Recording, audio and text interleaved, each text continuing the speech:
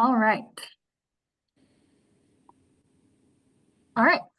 Well, welcome to the Tactical Urbanism and Street Painting session of our advocacy training series. I know some folks have made it to previous ones. 2 weeks ago, we did one on using public data for advocacy. And I'm really excited by the turnout and the interest, and I really hope folks, get something out of this to bring back to your neighborhoods and communities. So what is this?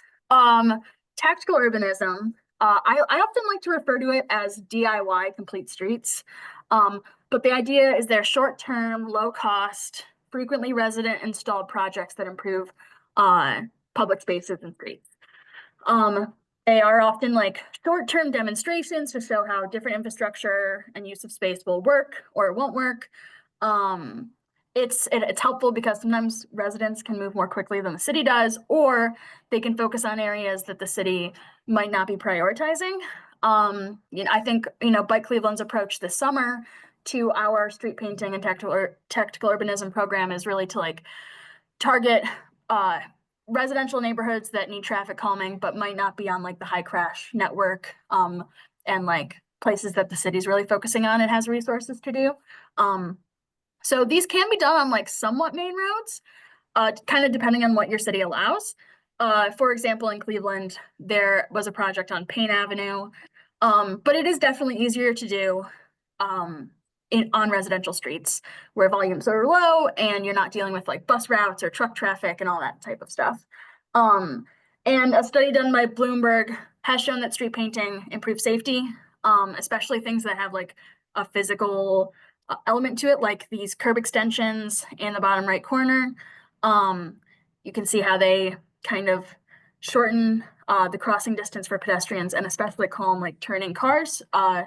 So this is a great example of some tactical urbanism. Okay, so step one for your tactical urbanism project is selecting a location. In the past, we've really just responded to resident interest in what they want to see, and what changes they want to lead. But there are a lot of different elements that you can use to kind of determine what would be best. Sometimes looking at crash data can be helpful. I think very frequently crashes happen on main roads, and those are a little bit harder to do tactical urbanism on. But you definitely can get an idea of if there are any residential streets that are problem areas. Another thing to consider is upcoming roadway projects. And this can kind of go 2 different ways. On one hand, it is nice to look out and see what streets are getting redone so that we can kind of demonstrate and test certain interventions now so that they can be incorporated into the final design of the project later. And so, because these projects might take a while to install and permit, you might want to be looking at projects that are happening, 2 years from now, that you can maybe do some demo project on and kind of show this is what this could look like, and you can make this permanent when you reconstruct the road. Something else when you're looking at residential roads is street resurfacing. And again, this can be twofold. It is much easier to do street painting on good asphalt. This picture on the right here, we did some crosswalks in Ohio City. And this honestly wasn't one of the worst crosswalks, but some of it was crumbling as we were rolling the paint over it, and it did not last nearly as long as some of the painting on better conditions. And we also know that at least anecdotally, that when a street is resurfaced, sorry, it's a little loud. I have a window open because it's so nice. We know at least anecdotally that when a street is resurfaced and you have that smooth pavement that you might be dealing with more speeding. So those might be good streets to target. Like I said, Bike Cleveland really follows the resident leads and energy, and you're gonna need at least a few people to get this done. And so, going where people have the energy and time to dedicate to something like this. Nearly all of our projects have happened near schools or parks. And so destinations like that are helpful, especially because then you might have a partner in that. in those projects, like if you're doing something at the rec center or near a school, those are kind of potentially some really good partners to, help with design and even volunteer power. And like I said, pavement condition is something to consider.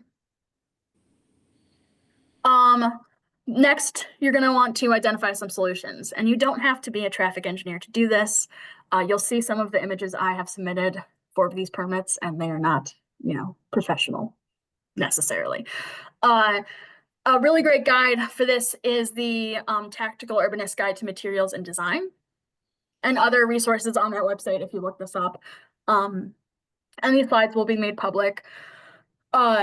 This is a really good option. And so the image here is just a little just one of the pages in that guide, and it gives you an idea of like design considerations and what materials you could use to make it happen. I will say, like, some solutions are a lot easier than others, and some will have a different amount of longevity. So 2 summers ago, we did a lot of painted crosswalks, and by the following summer, most of them were like completely faded. And so we are probably going to be doing less crosswalks just because we know that they don't have a very long lifespan. On the other hand, curb extensions, especially, let me just go back here, and especially when they have like a physical kind of separation, those are really great because if you can put up posts, then cars aren't driving over it. And I think things like curb extensions and things that have like a physical element to them are also just naturally going to have a better safety kind of output. So sometimes you'll have more than one option. I mean, think about the cost, think about the logistics. Some of these are like easier to convince traffic engineers to permit, like curb extensions are, I think, a really easy one. Like they last long, they aren't too difficult. It's like nice because they're also on the side of the road, so you don't have to like be in the middle of the road painting. So I'm a big fan of those. Okay, so design. You'll see on the left here, this is what I submitted for the West Park curb extensions, which you'll see photos of later. This was, I mean, I am not even like, I can't even do Photoshop. So this was made on Canva, and it just showed dimensions of things in the general shape that we were going for. And so, I mean, it really depends on the city and who you're working with, but these don't have to be ultra professional. I think it's great to always get feedback before you officially submit the permits, because it almost always is going to be a process. And you really don't want to like submit things to the permitting department that are just going to be rejected and you're not even sure why. And like finding a contact at the city that is willing to see very preliminary, drawings and like, give you feedback on the location and the type of intervention that you're considering. Things like that are very helpful. You can always work with us at by Cleveland. And the ODOT Multimodal Design Guide and the Burlington Public Works Quick Build Design and Material Standards Guide are both very helpful resources. And you could potentially partner with local design firms. It doesn't hurt to ask.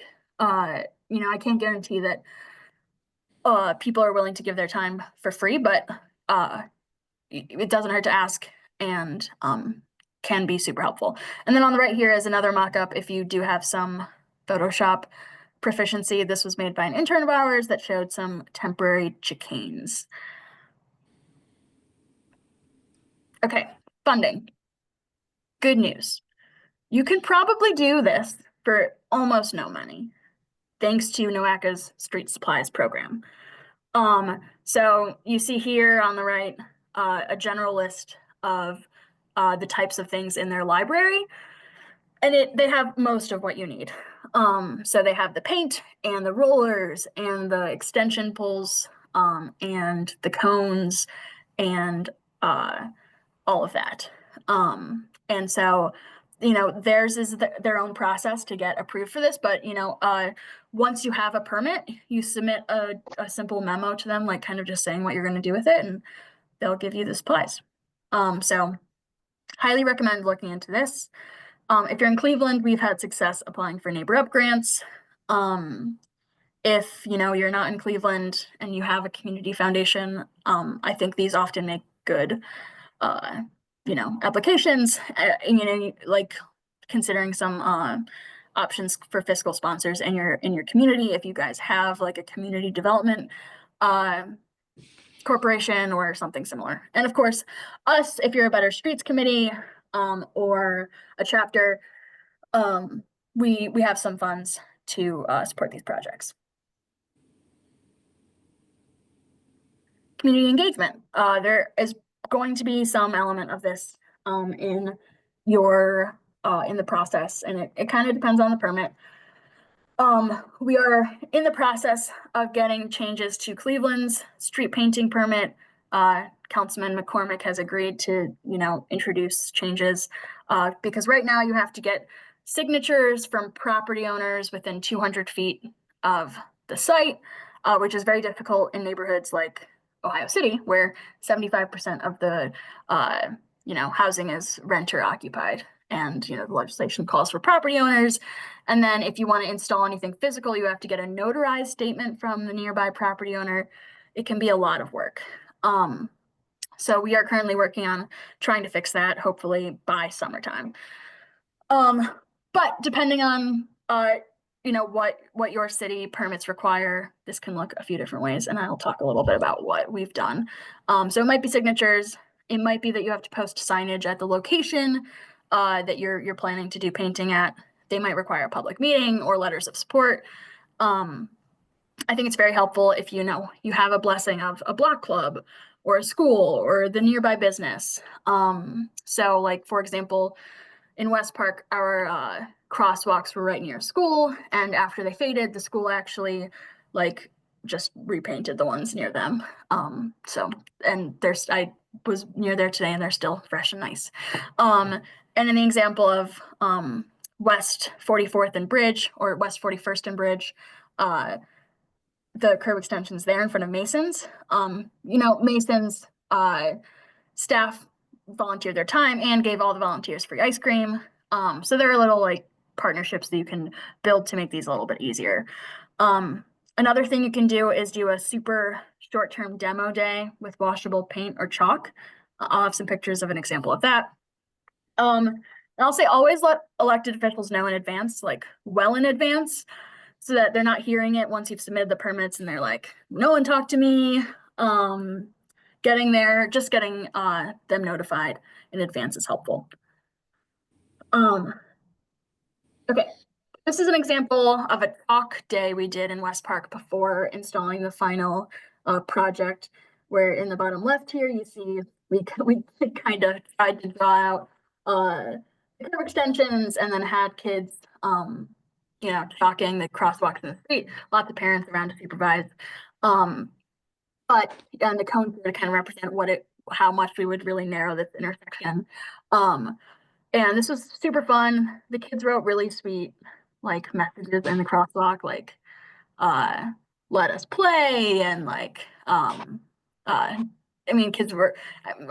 kid drew a picture of a car hitting a person, which is like sad, but it just really reflects that like kids experience this almost in a like more in a bigger way than some of us adults, and really want to see these projects happen.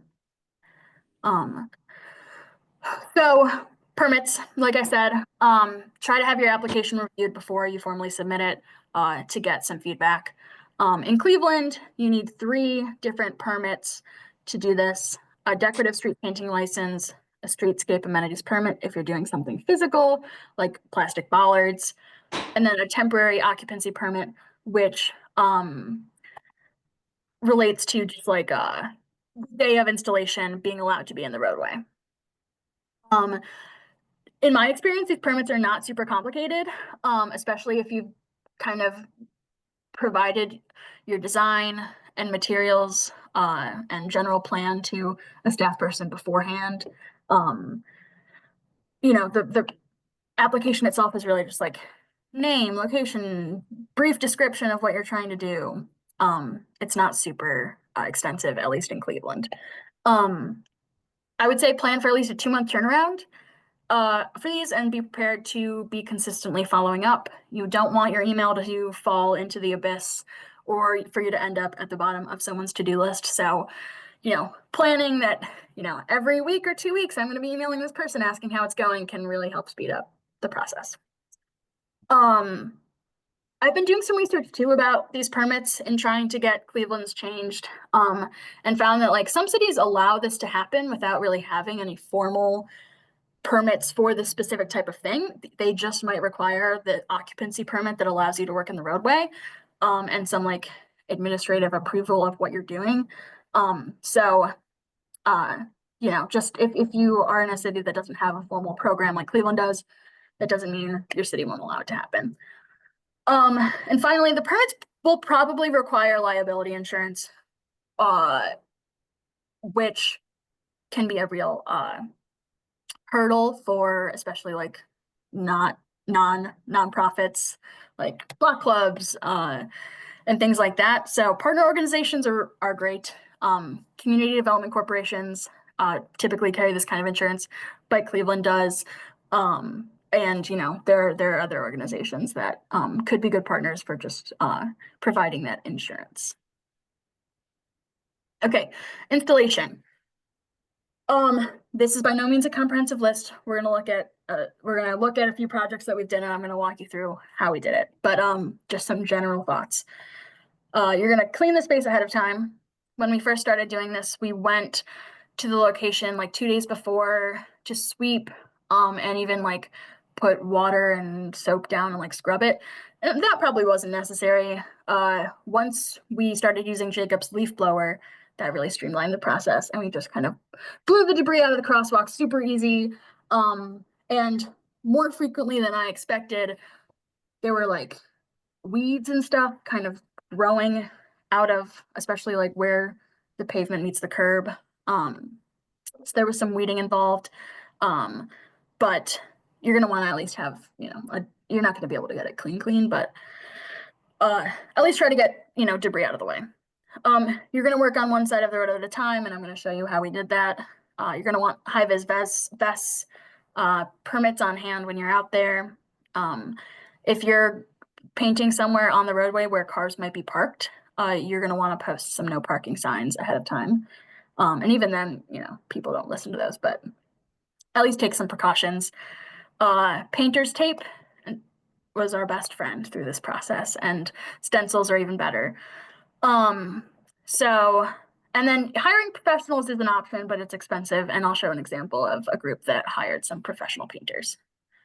I'm actually gonna come back to these, and we're gonna really quick look at a sample supply list. This is just for painting, but you're gonna want to have printed site plans for all the volunteers to have like with dimensions so they know, what they're measuring out and marking off. Obviously, paint rollers, frames, extension poles. One thing we forgot the first time we did this was a drill and paint mixer bit. So someone had to run and get one, but that was an oversight on our part, and the paint definitely needed to be mixed. So remember that one. Traffic cones. Bike Cleveland has some you can borrow. NOAC has some you can borrow. They're kind of expensive, so we invested in a handful. We used chalk lines to get straight lines, although eventually we just started like kind of eyeballing it. Measuring tape and measuring wheels. Of course, push broom and dust pan leaf blower to paint things. Waivers, especially if like the organization that you're working with for liability insurance, there's probably some waiver that they'll want. Garbage bags, drop cloths, water bottles for volunteers, food if you can afford to feed your volunteers, vests. This is not a comprehensive list, but it gives you an idea of what we're looking at. Some roles for installation day. Traffic flow manager, someone whose sole responsibility is to be watching out for cars and kind of asking them to slow down, or respond. A lot of people will like slow down and roll down their window to ask questions. Like someone who can be responding to that, but especially keeping an eye out to make sure like cars see the group and slow down. Cleaners, cleaning the space ahead of time, a paint mixer. We were going through gallons and gallons. We had a good system going, but we had a lot of volunteers working. So someone honestly just to mix paint, especially if you're doing custom colors, people to measure, tape, and paint, and then of course a runner. Someone with a car is helpful for incidents like when we didn't have a paint mixer, someone ran out. Another time we ran out of painter's tape, someone had to run out. So, having someone designated ahead of time to be that person. And now let's look at some examples. Okay. Here is a crosswalk in West Park. And one thing about Cleveland is there's a design requirement, and it's probably universal, that there need to be these white borders on either side. So we were keeping it simple. We were we were measuring off. Every volunteer had the measurements that needed to be marked off. They had tape. We laid down a coat of primer, and then we mixed some colors together and painted them. And painter's tape definitely helped make us have some clean lines there. I think it looks pretty nice. Jacob's going through there with the leaf blower to get some of the bubbles dried. But on the left here, you'll see that how we always left some room for through traffic. It is a whole different process to actually fully close the street down, and unless you're doing something with a big budget and really complicated, you probably don't want to do that. So when we did the primer, we did half the crosswalk, let it dry, went to the other half the crosswalk, did the primer, let it dry. On a sunny day like this, dries in 10 to 15 minutes. And then we came back and did the top coat. But there's always kind of this one lane to let people through. Here are our curb extensions, which design standards have us do this double white line on the edge. So we taped that off, painted it, and then installed these plastic posts, which the resident who lives right here in that house ended up just using a drill to drill them in. But this significantly changed the dynamics of this road, really narrowed it. We got a lot of calls and complaints, but ultimately people were going way slower. So I think it was a success. Greenwood Park, very similar. We were doing stripes. We kind of did a staircase situation for these that maybe I don't have a good picture showing it, but we just did stripes. And you'll see, back here that people are measuring it off, taping it off, and then people come through with the primer, and then people were, painting the colors, and super fun time. Paint Avenue. This is an example of a group that paid professional painters to do this. There were a lot of intersections, and I think their costs were like $12,000 to pay people to come through and professionally paint it. Although we did have volunteers installing these posts, and they're kind of a whole process. We'll talk a little bit more about it, but this is an example of people using stencils. And I believe they went to ThinkBox out of Case Western, where I'm pretty sure they have material on hand and laser cut these stencils out. So that's definitely an option. I think a lot of if you buy the materials, you'll see in a slide or two that another group did cardboard. There's a lot of free maker spaces in the city. Downtown Public Library, a bunch of the Cuyahoga County branches of the library have laser cutters. So this is definitely within the realm of possibility. You don't have to get it custom made. I also wanted to point out that the design they chose for this really mimicked the neighborhood branding, which I think is cool. And if your neighborhood has colors and symbols that are associated with it, that can just be helpful for neighborhood buy-in. This last picture gives you an idea of what the final result looked like. A couple other notes about this project. It was technically on a state route, I believe. And so they had to use earthen toned colors for some reason. So unlike ours, which were bright, these had to be dull, and they faded very quickly, even though they used professional painters and traffic paint. On a street like Payne Avenue, which gets some traffic, these were gone in like a couple weeks. So especially because they weren't very bright to begin with. So that was kind of a big lesson learned. And ultimately, these curb extensions are going to be included in the final design. So, one of the reasons this group chose to do Payne Avenue is because they knew that it was a capital project. A couple years down the line, this happened in 2022, and Payne is being redone now. And so they, demoed these things so that it could be included in the final design. Oh, they also painted a bike lane for a bridge in Payne Avenue. And they partnered with Road Prints, Sam Bell from Road Prints, who does offer discounts for Bike Cleveland members and like associated groups to get really professional like green boxes and bike symbols. So if you have money, not a bad idea to consider working with him. Hey, Detroit Bike Lane. I don't know if everyone knew this, but when it was first installed, that was just like 5 or 6 of us out there drilling these into the street before they made it permanent. But the process for this was we had a measuring wheel. We had someone who had the measuring wheel and then a person with spray chalk mark where, I don't know if these are like 10 feet apart. I don't know. But mark where they're supposed to go. And then we marked all the way down. And then those black bases here, those, came separate from the posts, and we used an adhesive pad that is like activated by weight to adhere these to the road. And so someone would put this down with the adhesive pad, and someone would drive over it with their car and sit on top of it with the wheel for 10 seconds. And then there was like a metal pin that we had to hammer to connect that plastic post to the base. But overall, it wasn't terribly labor intensive.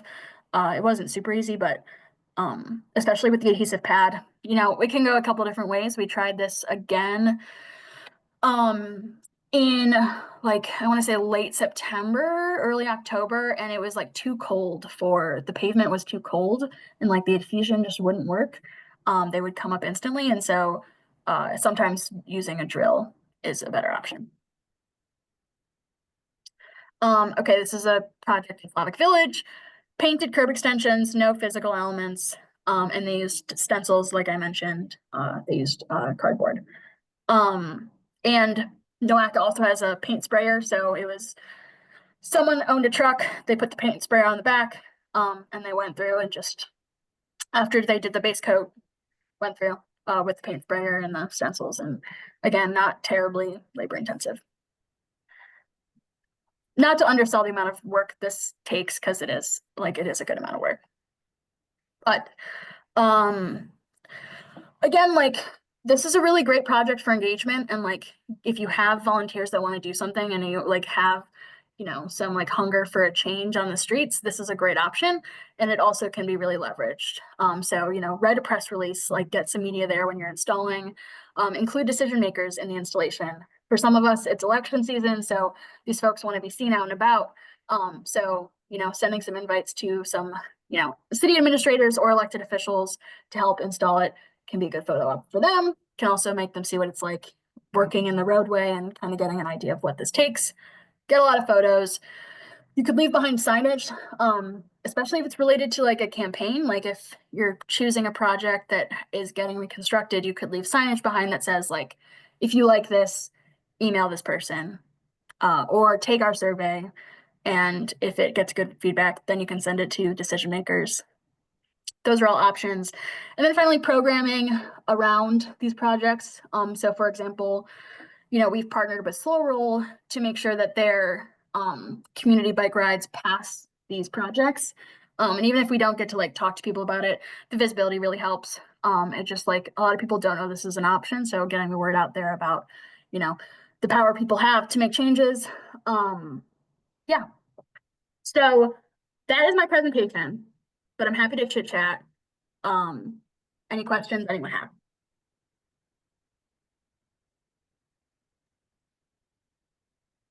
Hey Jenna, what is the kind of paint that's used whenever you paint different things there? And I know you mentioned that like you're not doing as many crosswalks because they get worn in after like basically 6 months or a year, but is there an opportunity to like apply a better product that might last longer?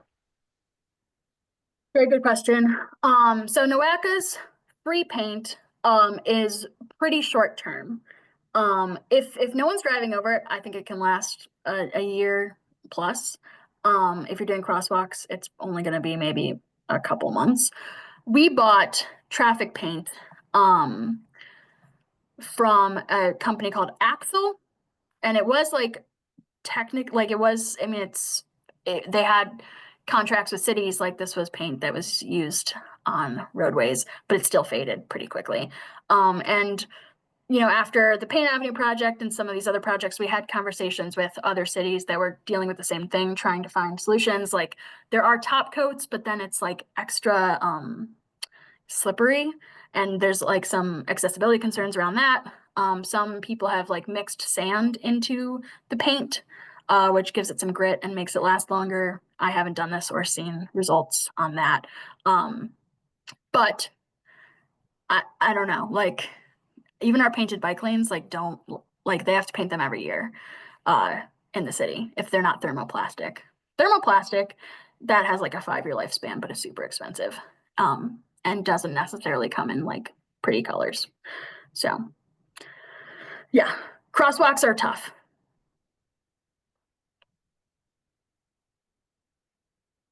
Other questions? I was wondering about permits. So I mean, what if your city doesn't have a permitting system for like street painting or sort of like public right-of-way modifications? Depending on who you're talking to, that could almost be a benefit. um I think like there's always ways people can get stuff done. For example, in Cleveland, the West Park Community Development Corporation, because they didn't want to have to deal with all the permits and everything, they went through the council person who themselves handled all the administrative permissions. And I don't know if it was formal or not, but he was able to very quickly like get an okay. And I think elected officials in general have that kind of flexibility. And so that could be an option. Like I don't know if you've talked to anyone yet about if they would allow this. But every city should like have some version of like an occupancy permit, because people are like contractors and I don't know, the people like development people are doing stuff in the right of way and blocking sidewalks and blocking lanes of traffic all the time. So there's probably something, but it's yeah, a question of whether they would allow it use of that for this type of activity. Cool. Have you seen cases where people haven't gotten permits? I mean, yeah, someone had like people have installed speed bumps without permits, and like for example, in kind of Clark Fulton area, there was an example of a child getting hit and killed, and it was horrible. And someone installed speed bumps, and the city uninstalled them, but made them permanent themselves. And so sometimes, like that kind of pressure can really force the hand to get the city to do something permanent. Another example, this was well before my time with Bike Cleveland, but when Bike Cleveland was pushing for a bike lane on Detroit Avenue, um, someone, can't say who, went out and painted a bike lane on the road without permits. And so that got a ton of media attention.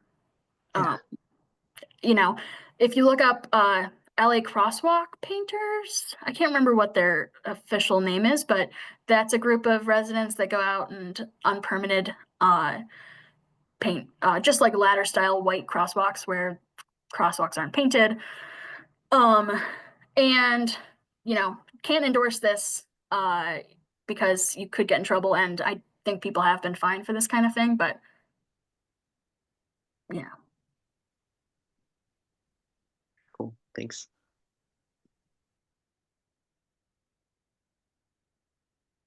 Could you Other talk questions? about, I was just wondering if you've gotten any, or if you could talk about what the feedback that you've heard from residents after these projects has been like. Has it been mostly positive, or has it been a mix? Kind of what sense do you get?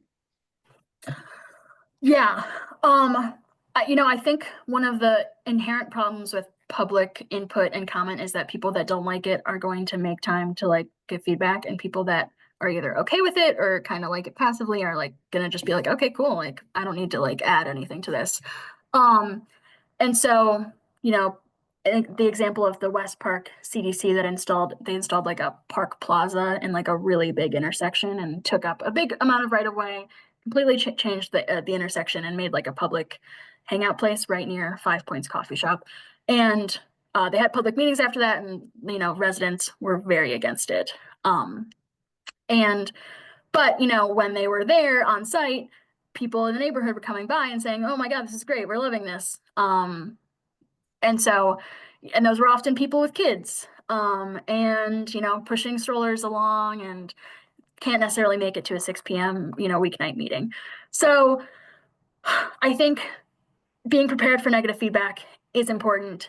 And if you can like ahead of time kind of identify people that are willing to make sure to go out to like if you're doing a public comment form, like kind of putting your own folks out there to like make sure that comments are balanced out. Yeah.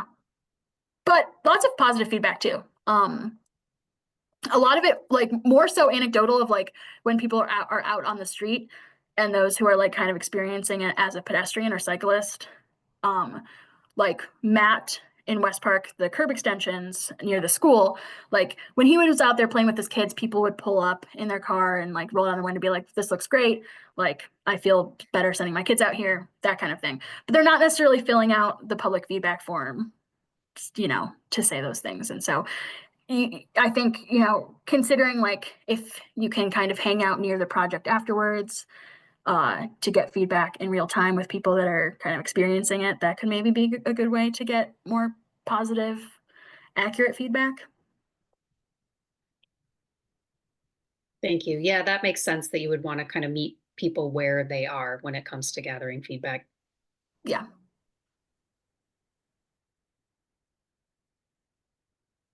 Hey Jenna, do you guys have any projects for 2025 outlined? We have a lot of ideas and we're currently finalizing them. I'm guessing we're gonna do a bunch. I'm really pushing for like curb extensions on streets that the city has identified as neighborhood greenways, which for those who don't know are like designated residential routes in neighborhoods to connect you to different locations without putting you on scary main roads. Yeah, doing curb extensions on those are some of the big ones. Mackenzie, I saw you on mute. I did. I'm curious about design process. And so I'm sorry I missed the beginning, but I'm with Canalway and we have a couple sidewalks on the towpath trail that need to be just clarified that they're part of the trail. But there's also the idea of the trail functioning. So how do you kind of balance design and function when coming up with what you paint? Yeah. So immediately what comes to mind with that is that one of the part of like the city says that the painting can't have any words or symbols, and also can't mimic any like official traffic like markings. And I mean, sometimes people don't know what's actually in the ordinance, so you can like try and they might not notice and just give you the permit anyway. But that immediately comes to mind of like maybe this permit isn't super useful if you're trying to do like wayfinding. Is that kind of what you're thinking about? Like, I think kind of in the gray area of wayfinding. It's just the trail is very well maintained and it's clear that when you're on the trail, that's where you are. But when people are crossing the street, we just want them to like confidently know that they're still on the trail. So, but on what you said, this whole presentation has been very helpful because I just have so many questions about this and you've answered like so many. I'm so glad. Yeah, this has been great, honestly. So just knowing that like it can't look like a Chevron sign. It can't like Yeah. say our brand. Like those things are helpful. So just Yeah. I know the sidewalks in Hingetown, like they're rainbow and they do it once a year. So I do kind of like the idea that it might wear out, especially on the trail once a year. So refreshing it could even be a program in itself. So I think just knowing the process is helpful. And if it's not a piece of art necessarily, and it's more function than design, like that works for us too. Yeah. Like when the city created their decorative street painting license, they called it the decorative street painting license because they were like, this is all about community beautification and art. And we've really used it to be like, this is for street safety improvements. And I don't know at what point they might start pushing back on that, if at all.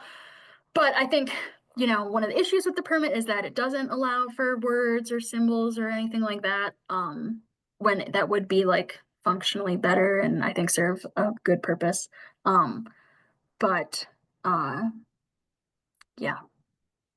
And another question that kind of came up that's maybe not related, but on sidewalks, I'll see like stencils, like brands will go out, like companies will go out and stencil the sidewalks, and I don't know where the line is with that either. I don't either. And I wouldn't be surprised if a lot of that was not permitted. I remember we were looking at doing some wayfinding in St. Clair Superior with like decals that were like meant to be kind of be put on like concrete or cement. And for some reason that to them was a streetscape amenity, not painting. So that might give you more leniency with like if you're trying to use words and symbols, it might just be considered an amenity. I think a part of this is just they don't have all the permits to cover everything, and so they're just like, sure, use that one. Yeah. But I would guess that those businesses probably just did that. Yeah. Okay, thank you. This is helpful. Other questions?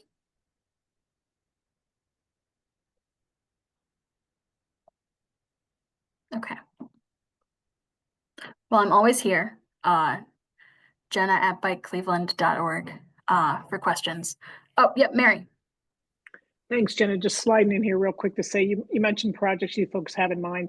I assume that we'll find out about those through being on your mailing list. If we're looking to volunteer or round up volunteers in our neighborhood to take part in one that's near us, you're going to let us know where that is, right? Definitely. If you're on the mailing list, we will definitely be putting out a call to volunteers. Many hands make light work. If when we did a bunch of crosswalks, we just had teams of like 3 or 4 people go out and Jen can attest that like by the time we did the last one, like we were a well-oiled machine. So awesome. Well, thank you all. Please